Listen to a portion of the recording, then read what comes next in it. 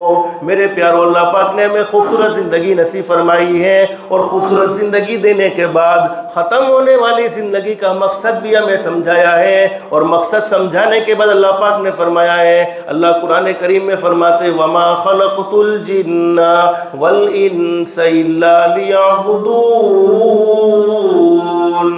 مَا أُرِيدُ مِنْهُمْ مِنْ رِزْقٍ وَمَا أُرِيدُ أَنْ يُطْعِمُونَ إِنَّ اللَّهَ هُوَ الرَّزَّاقُ ذُو الْقُوَّةِ الْمَتِينَ۔ اللہ فرماتے میرے بندوں، میں نے تمہیں زندگی اس لیے نصیب فرمائی ہے، دنیا میں اس لیے بھیجا ہے تاکہ دنیا کی مختصر سی زندگی میں تم اللہ کی عبادت کر کے اللہ کو پہچان لو۔ اللہ کی عبادت کا مطلب یہ نہیں ہے کہ کھانا پینا چھوڑ دینا چاہیے، اللہ کی عبادت کا مطلب یہ نہیں ہے کہ اچھی راحت والی زندگی گزار دینا چھوڑ دینا چاہیے، اللہ کی عبادت کا مطلب یہ نہیں ہے کہ دنیا کی زندگی میں خوشیاں منانا اور دنیا کی زندگی میں راحت حاصل کرنا چھوڑ دینا چاہیے، اللہ کی عبادت کا مطلب یہ نہیں ہے کہ تجارت کرنا، بزنس کرنا چھوڑ دینا چاہیے، بلکہ زندگی کا مقصد اللہ پاک نے سمجھایا ہے۔ زندگی میں جن کاموں کو اللہ نے کرنے کو کہا ہے اور جن کاموں سے اللہ پاک نے روکا ہے، ان کاموں سے اپنی ذات کو بچا لو، اور جن کاموں کو کرنے کا کہا ہے ان کاموں کو کرنے والے بن جاؤ۔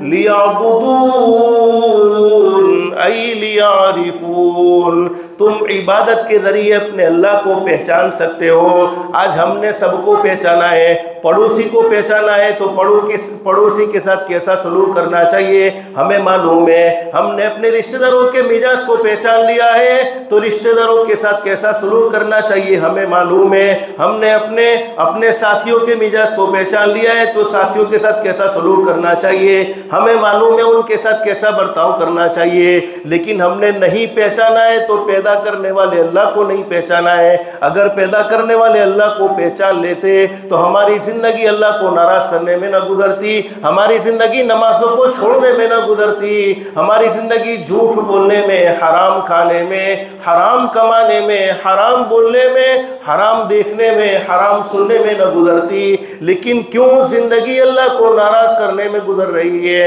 اس لیے کہ ہم نے پیدا کرنے والے اللہ کو نہیں پہچانا ہے۔ لیکن آگے اللہ قرآن کریم میں انعام بیان فرماتے ہیں، میرے وہ بندے جنہوں نے دنیا کی زندگی میں مجھے پہچان لیا، یعنی ان کا مقصد میری عبادت رہی۔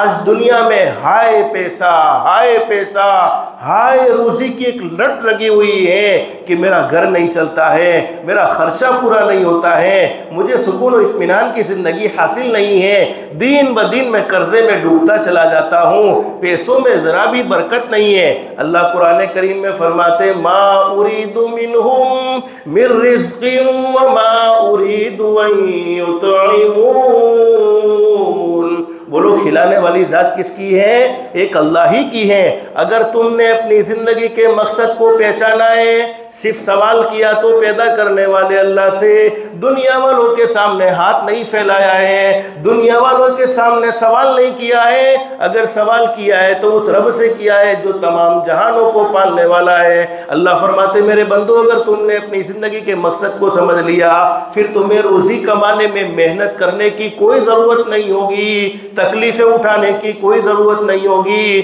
بلکہ قرآن کریم میں اللہ فرماتے ان اللہ هو الرزاق ذو القوة المتین۔ اللہ فرماتے میرا بندہ تو اگر میرا بن جائے گا تو روزی تجھے تلاش کرنے کی ضرورت نہیں پڑے گی، خود روزی تجھے تلاش کرتی ہوئی تیرے قریب آ جائے گی۔ اللہ ہم سب کو اللہ سے محبت نصیب فرمائے اور آخرت کا استعداد نصیب فرمائے۔